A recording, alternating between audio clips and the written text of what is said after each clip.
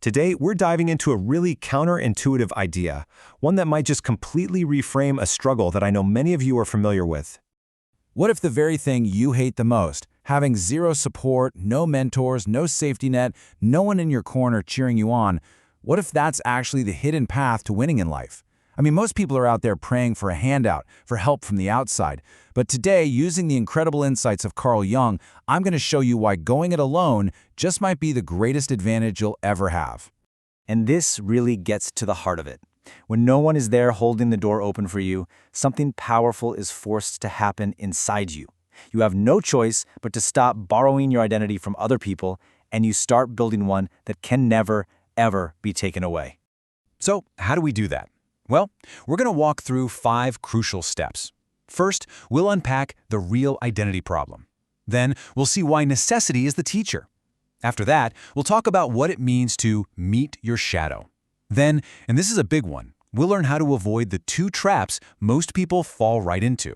And finally, we'll see how all of this leads to building your true self. All right, let's jump right into step 1, the real identity problem. Because this isn't about what you lack on the outside. It's all about who you are and who you're being forced to become on the inside. You have to understand this from the get-go. Having no support isn't really a resource problem. It's an identity problem in disguise. Think about it. Most people build their confidence on borrowed ground. Their parents, their mentors, their friends are constantly confirming, "You got this, you're capable, you're worthy, keep going." But without that constant external validation, you are forced to answer the hardest question there is. Who are you when no one is there to tell you who you are? Now, that confrontation is painful, absolutely. But it is the only way a real, authentic self is ever born. So once you face that question, what comes next? Well, that leads us right into our second step.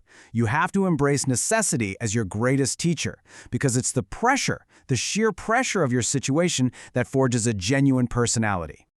And you know, Carl Jung learned this the hard way. After he had that devastating break with his mentor, the great Sigmund Freud, back in 1913, he lost everything. His professional standing, his support system, his legitimacy, it all vanished.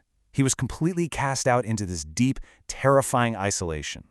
But what he found in that solitude wasn't despair. No, it was the birthplace of his most profound work, and really his genuine personality. And this perfectly illustrates his core idea. Jung taught that real growth almost never happens because of good advice or comfortable conditions. It happens because it has to. It happens through necessity. When there are no external structures holding you up, your psyche has no choice but to turn inward and build strength from within. Your lack of support, that is the necessary pressure. So what happens when we're forced to turn inward? Well, this brings us to step 3. You meet your shadow in the silence. When all that outside support disappears, the noise of everyday life just quiets down. And that silence forces you to finally confront all the parts of yourself you've been ignoring.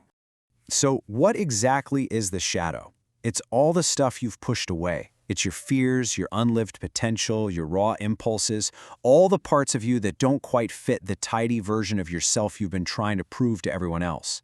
A lot of people panic here and fill that silence with distractions, but the winners, they learn to stay in it. And this is such a crucial distinction to make.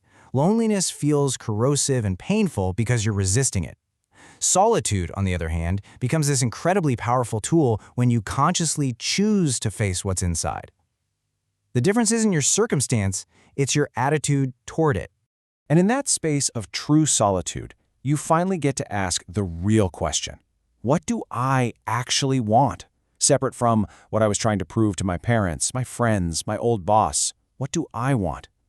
This is what helps you untangle your genuine desires from that defiant need to just show others they were wrong about you. Now this path is definitely not easy, which brings us to step 4. This is where most people get completely stuck. It's all about consciously choosing the path of growth, what Jung called individuation, over 2 very common, very dangerous traps. The first trap is victimization. This is where you turn your lack of support into your permanent identity. It's impossible for me. This just leads to bitterness and stagnation. The other trap is what you could call heroic refusal, pretending you need no one, turning your solitude into this suit of emotional armor. Both of these stop growth dead in its tracks. So, the winning path, The real path forward lies in the tension right between those two. You have to fully acknowledge the injustice of your situation is not fair, while at the same time still claiming your power, your agency to do something about it. You can feel the pain without letting that pain define who you are. And when you learn to hold that tension, you finally arrive at the last and most important step, building a self that is truly 100% yours. This is where all the pressure, all the solitude, and all those hard choices come together to forge an absolutely unbreakable core. Just think about what this process creates in you. Every single decision you make without someone else's approval strengthens your judgment. Every failure you survive without a safety net builds this unbreakable resilience. And every doubt you work through by yourself sharpens your inner compass to a razor's edge. This entire journey has a name. It's what Jung called individuation. It's the psychological process of becoming a whole person by integrating every single part of yourself, the conscious, the unconscious, and especially all those shadow parts that were revealed under the pressure of having no support. And the result of all this? It's a self that is forged in fire, not borrowed from a friend. It's a kind of confidence that doesn't just collapse when the external praise disappears. It's a life that no one can take away from you because you built it brick by painful brick from the inside out. Look, people with endless support, they often build their lives fast, but it's on shaky, borrowed foundations. You, on the other hand, with no support, you're building slower, but you're building deeper. What you construct under that immense pressure becomes permanent. It becomes authentically, unshakably yours. So if you're watching this and you are feeling the crushing weight of going it alone, I want you to hear this. The absence of help is not a prison sentence. It's an invitation. It's an invitation to become someone truly unbreakable. Start today. Start by choosing conscious solitude over passive loneliness. Just stay with the discomfort long enough to hear what your own psyche is trying to build.